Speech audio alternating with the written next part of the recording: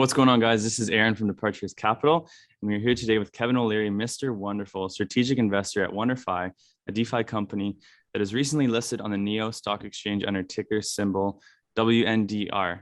How are you doing today, Kevin? Great. Thank you very much. Glad to be here. Yes, it's a pleasure to have you on the channel. I'm a very big fan, and it's nice to see you again. Today, we're talking all about DeFi and your new IPO, WonderFi. Can you tell us all about it? So WonderFi is an extension of my investment in crypto assets. I've already become an investor in FTX, which is an institutional platform. I'm also a spokesperson for that company now. And I've also been using Circle, which is another institutional platform that I work with them on USDC, which is a stable coin that I loan contracts out on, again, on an institutional compliance platform. But what I didn't have in the portfolio was a solution for the consumer side of crypto. And what people don't realize about particular DeFi is, you know, if you want to set up a wallet and you want to do, acquire some crypto assets, let's say a stable coin like USDC or DAI or even Bitcoin, and then start writing contracts to loan them out so you can get interest on your assets, that is not easy to do at all. The average consumer is going to have a very hard time with that. In addition, they have another problem. There's no tax reporting. There's no capital gains and loss reporting. And very few of these platforms provide that for you. So you're left out flapping in the wind when it comes to be compliant with the regulator, which is not going to work long term. And so what I saw in WonderFi was an opportunity to do the same that I'd done on the more institutional side for consumers. So now I'm across the spectrum in investing. I've done a lot in much larger companies, but I wanted to do something for consumers because I got millions of followers, and Josh Richards also was interested, and we got together. He's got millions of followers, and we want something for our followers to at least be able to try so that they can learn about crypto and decide if it's for them.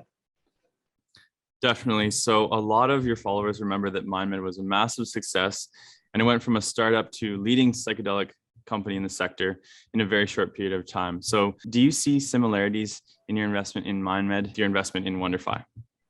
It's a good analogy, and I'll tell you why. The reason I invested in Mindmed and did all that work in the early days of talking about psychedelics as medicines is the potential of that market is absolutely massive. Whether you're just solving for anxiety or solving for opioid addiction, these are massive global markets. And so Mindmed spawned a whole industry. You find all kinds of companies now, and I'm an investor in multiple companies in psychedelics because I don't know which molecules are going to make it past second trials into third. So I want lots of diversity in my portfolio. Same thing in DeFi. DeFi, the potential to reduce costs in financial services is massive. And I'll just give you, two examples. When I sold down my commercial real estate portfolio and generated cash over the last 18 months, I was offered 18 basis points of an interest on my cash. And interest is, or at least inflation is 2.1% right now. So I'm losing real value every 12 months. And so DeFi offered me the opportunity to start garnering yields of 3.5, 3.2, all the way up to 5%, depending on how long I want to tie up my stable coins for. So I started using that. And then just think about FX trading, currency trading, the largest market in the world. If we could use DeFi to settle trades, let's say I want to buy a Swiss stock in Zurich, and I'm going to buy it in Swiss francs on the native exchange. I have to take in this case, it could be Canadian or USDC or US dollars, go to a currency trader, maybe in Zurich, convert to Swiss francs, buy the stock, invest in it. When I sell it, I have to go do the same thing again. The currency trader adds no value whatsoever, yet charges me fees. Why? Why do I have to use that person at all? If we could just have agreement on a decentralized payment service that the regulator in the US or Canada agreed with the regulator in Switzerland, I wouldn't have to do that anymore. I could reduce my friction costs on currency to practically zero. So the potential of DeFi is massive. In the same way, Mindmed looked at a massive market. The same thing's occurring here in DeFi. And I'm very interested in the company. I'm involved with it in the sense that I'm a strategic investor. But I also have millions of followers that are interested in understanding, where there is potential in DeFi, and I want products that they can try. Yeah, I think that's an amazing way to capitalize. And that's really what excited me about Mindmed and what excites me about WonderFi. So what excites you the most about WonderFi, and why should investors pay attention? Ease of use. Ease of use and compliance. That's the key. I want things that are simple. I mean, I don't, even I couldn't set up all the infrastructure I needed to start loaning stablecoin. I had to hire people to do that are extremely knowledgeable, and it took me 4 months to set up the compliance infrastructure to get that on side. With WonderFi, the whole idea is you download the app and it does it for you. It makes it really, really simple. You take your stable coin or your crypto assets, you transfer them into your WonderFi account, and bingo, you can start writing contracts, short-term, midterm contracts, and start getting interest on your yield, on your assets. And that's just one application. That's the motivation, ease of use. Definitely. So you're in great company alongside other strategic investors in WonderFi, including Sam Bankman-Fried and Josh Richards. What is your relationship with them? I know them both. I'm proud to be a spokesperson for FTX. I think it's one of the largest compliant institutional platforms in the world, and that's what I'm interested in. I want institutional grade compliance. Josh Richards, I met about a year ago, and he's really interested in financial literacy, one of the causes I back. And when we got involved in WonderFi, I said, this fits for what I'm doing, and I'd like to invest in it. So I said, sure, Josh, let's get together. And, Sam, I met at Bitcoin 2021, and we formed a relationship out of need. I want to put my crypto on the FTX platform. And I talk about moving my allocation from 3 to 7% weighting. That's a serious allocation for me. And I had to get the compliance people on board. I had to get my external auditors on board. I had to be able to report to the regulators what I have to report. And we were able to get that set up with Sam Bankman-Fried's company, FTX. And so I'm pretty happy about that as an investor. The thing to think about in the case of WonderFi is, if you're investing in WonderFi, there's 3 things you should think about. Number one, WonderFi has on its balance sheets many crypto assets. So you're getting exposure to crypto assets that you may not have ever owned before, right on the balance sheet. Number 2, we're building a proprietary app to help hopefully hundreds of millions of people find a way to use DeFi.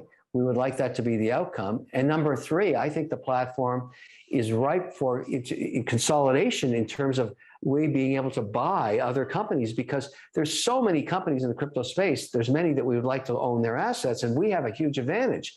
I can go to them and say, look, how would you like to reduce your customer acquisition costs? Because Josh and I have millions of followers, and we would like to tell our followers about your product and like to buy it and put it into the portfolio of offerings and services we have inside of WonderFi. So it's all 3 of those things when you become an investor. You're investing in for the short term and midterm and long term in what the potential of DeFi is. Let's talk about the overall market potential. People think institutions are invested in crypto. No, they're not.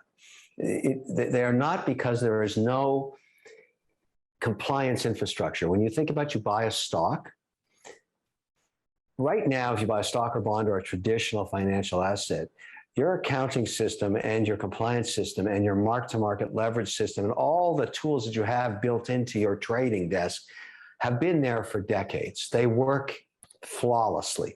And at the end of the day, you get your portfolio, your mark-to-market value, you see where your gains and losses are, and you can report that to your external auditor, who can then sign off on your audit and report to the regulator. That's in place.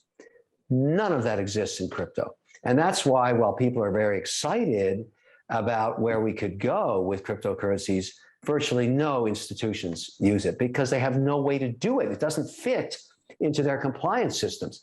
That's going to change over the next few years. So I would argue you want some allocation to crypto, because it'll slowly get adopted into institutional accounts over time. Now, I bet you there's $1 trillion worth of buying if you could just snap your fingers and solve the ESG problems that are plaguing Bitcoin mining, and have the compliance itself be based on the trading structure of how you're holding your Bitcoin. That's all to come, but it's not here yet. Definitely. Well, thank you so much, Kevin. It's been a pleasure. I look forward to covering WonderFi, and hopefully we'll have you back. That's great. Thank you. Take care, my friend. If you like these videos, kindly hit that subscribe button and the bell for notifications. Drop us a comment down below. We'd love to hear from you. And finally, always remember, Departures Capital is for information, education, and entertainment purposes only. Don't buy or sell a stock because you heard it on here.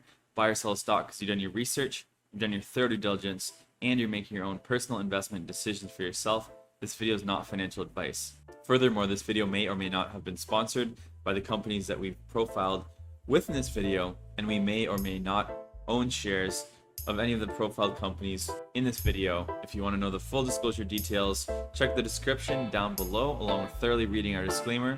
Thank you so much for watching, guys, and I look forward to seeing you in our next video.